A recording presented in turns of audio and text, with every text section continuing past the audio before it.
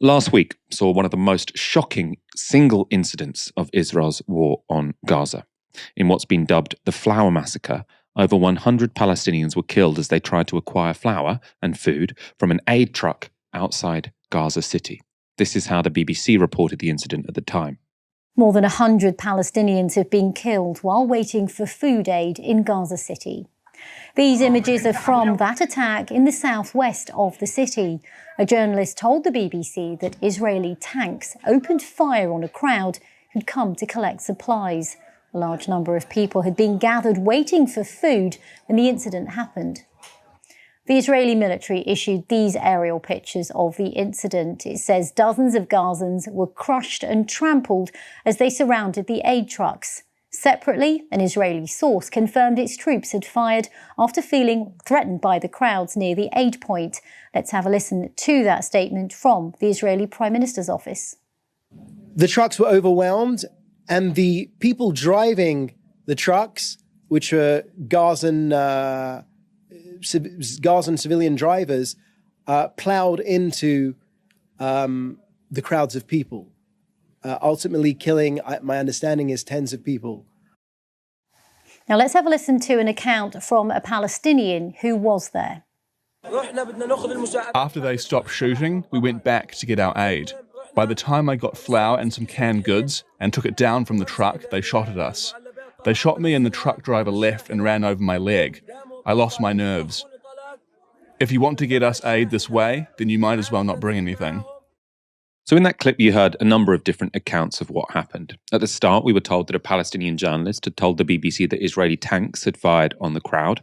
We then heard the Israelis say that most people were killed in either a stampede or by Gazan truck drivers panicking. So the spokesperson said the latter.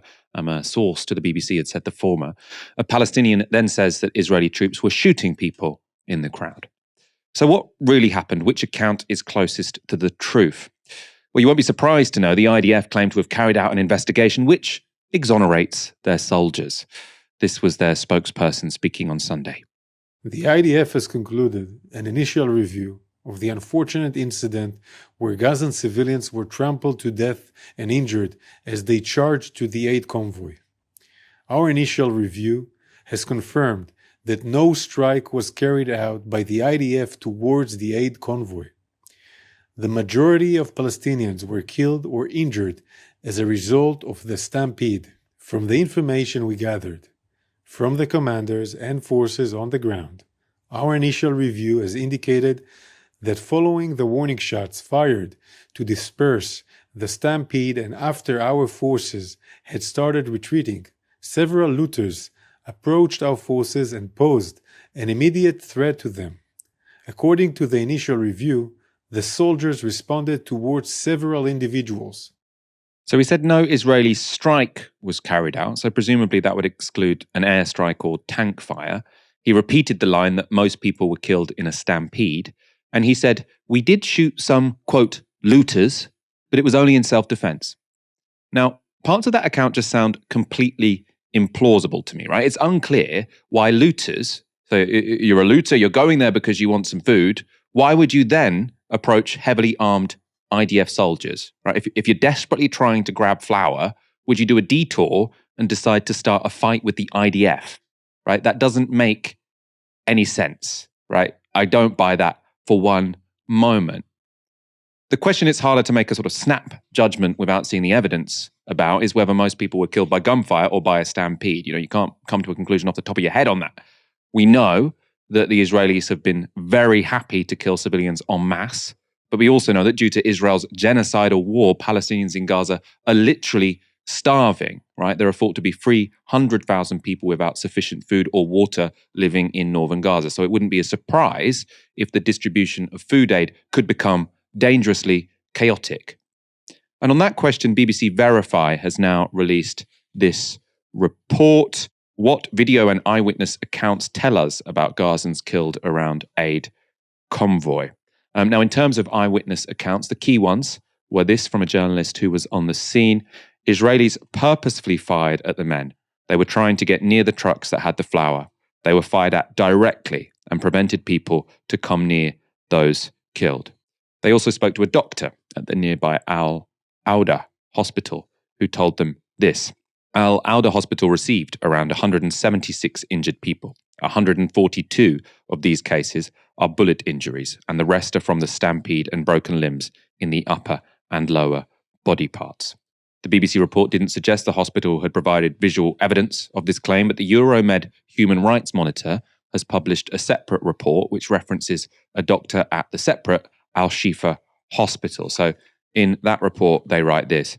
Dr. Jabala Al-Shafi, head of the nursing department, stated that they observed dozens of dead and injured upon their arrival to Al-Shifa hospital, hit by Israeli gunfire.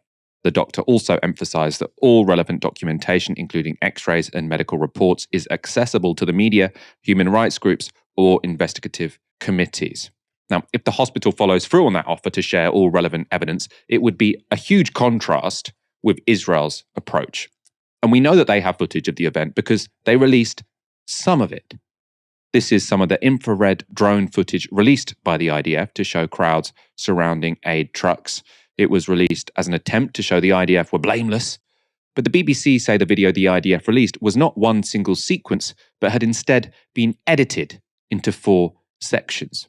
They say that BBC Verify has asked the IDF for the complete footage of the incident, but so far it has not been forthcoming, right? So we know this footage exists because we've seen part of it, but the IDF hasn't handed over all the footage in an unedited fashion. So it's completely impossible for any journalistic outlet to actually verify what happened. So the evidence is there, but they won't hand it over. Take from that what you will, right? The BBC do, however, isolate a part of the IDF footage which they did release, which could be suggestive of what happened. So in a still from the footage, you can see at least 4 motionless aid trucks, so they sort of come to a halt, and 2 Israeli military vehicles. And the BBC also highlighted what they say are motionless bodies presumed to be dead. 3 of them appear to be in the line of fire of Israeli vehicles. 7 are on the other side of the aid trucks. Ash, I'm sort of reading through this BBC investigation. I mean, it's called BBC Verify. They haven't, I don't think they've done as full an investigation as might be possible, and they haven't come down sort of particularly strongly on one side or the other. But as is so often the case in situations such as this, we know Israel has more evidence than it is revealing. So it is selectively revealing evidence, which means I don't really trust what they're saying. And I suppose the big picture here is that however this happened, you were starving 2 million people, right? People are going through hell. They have no food. They're going out to try and get food to bring home to their families, and they get killed trying to do it. However they get killed, Israel has responsibility here because they have put this siege on the people of Gaza, right? So, you could say it doesn't actually matter what happened in this instance because Israel is to blame either way for this humanitarian catastrophe. But I suppose, do you think we've learned anything from this BBC investigation? I think what we saw with this BBC Verify investigation is an example of low information journalism masquerading as high information journalism. So it had all of the aesthetic qualities that you might associate with open source intelligence analysis or something like forensic architecture, but actually none of the practices that go into those kinds of investigations. What you had in terms of how it was presented was, here's a statement from the IDF, here's a statement from a Palestinian, well, here's a still from what Israel released in terms of its footage, and here are the gaps in its narrative. That's not actually a in-depth verification process. It's sort of an assembly of the Israeli PR case with a little sprinkling of BBC balance. Whereas if you look at the kind of work that goes into a forensic architecture investigation, it's a lot more time consuming, but it's also a lot more thorough. So what you're looking at is user generated content, all the kinds of phone footage that you might have from people in a given area. You're putting that together so you can get a real time assemblage of what happened, and you're looking at it from the different vantage points, and you can assemble a picture of what happened in a particular space in all 3 dimensions through a particular period in time, and then you can contrast it to what Israel was saying happened. Now, forensic architecture have done exactly this kind of work, which is looking at the kinds of user-generated video, looking at pattern analysis, looking at open source intelligence, and they've been able to show where Israel has presented a misleading case and there's been a misleading presentation of evidence, for instance, in its submissions at the International Court of Justice. You can't do that kind of work overnight. It is resource intensive and it is highly skilled journalistic work. I couldn't do that work, but that's exactly the kind of journalism that would be adding value in this context. And what's quite shameful about the BBC, it's like they cribbed the aesthetics of it, but none of the actual practices. So this isn't in-depth journalism. It is low quality, low information journalism, but is masquerading as something a lot more thorough than it is. I think when you look at the Flower Massacre, as it is being called, there is a lot that lines up with other accounts which are emerging from Gaza. So, something which Palestinians, particularly in the north of Gaza, are saying is that even before the Flower Massacre, they were used to aid distribution being an incredibly dangerous time because that's when they'd be shot at by snipers. And people who went to go and collect food aid did so in the knowledge that they might not come back. So you have Palestinians reporting that they have witnessed bullet injuries, bullet fatalities, that there was one man who had gone to collect flour for his family. He'd been shot and he was trying to hand over the bag of flour to another Palestinian saying, please get this to my 5 daughters. I'm the only one who's providing anything for them right now. So there is a certain consistency in these accounts of aid being used as an opportunity for further massacres of Palestinians. And for me, this leads us to a really important question about how we understand this war. An interview that will be coming out, I interviewed Major General Charlie Herbert just last Friday, and I asked him about, is it a simple rule of warfare that over a long enough period of time, a homegrown insurgency is always going to defeat an occupying force? And he was like, well, the one thing that we know is that it's impossible to defeat a homegrown insurgency within the norms and legal frameworks of the internationally agreed rules of war.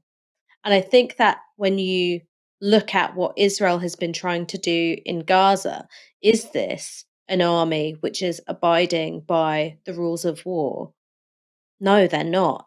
And rather than looking at all of these instances as individual examples of a breakdown in discipline or the IDF doing something that they shouldn't do, it's actually totally consistent with a state which has decided it has no truck with liberal international norms, no truck with the rules of war, because what they want to do is something which is basically impossible under those frameworks, which is defeat a homegrown insurgency, and an insurgency which is only there because of what you've been doing as a state. So I think understanding that that's what's going on with the IDF makes all of these things a lot clearer. These are not individual breakdowns in discipline. This is what their project of total war is all about. There's a phrase, I mean, I think I've said it on this show before. I think it's from the historian Tony Judt, where he says Zionism is a 19th century project, in the 20th century. That's the fundamental problem for Israel. If you're looking at it from their terms, not necessarily from sort of neutral moral terms, but from their terms, is it's an ethno-nationalist project that came too late, right? If they'd done this in the 19th century, they could have just cleared the whole land and made it their own, right? And then they'll say, oh yes, we did some terrible things in the past, but we're sorry now. Maybe you have a day of remembrance where, like they do in North America when it comes to Native Americans. It's like, oh, we did this bad thing in the past, but we've moved on. Israel are trying to do that, but in the 20th century when norms have changed, and that's been sort of why they haven't been able to complete the project of settler colonialism, essentially. And I think, what you're saying, Ash, is very consistent with the idea that they are saying, okay, well, this is a 19th century project in the 21st century, but we're going to have to fight a 19th century war, which means using tactics which are now seen as taboo, right? They'll obviously dress it up in sort of 21st century language, but what are they actually doing is they are trying to, do a genocide of a people whose land they want, which is a very 19th century thing to do.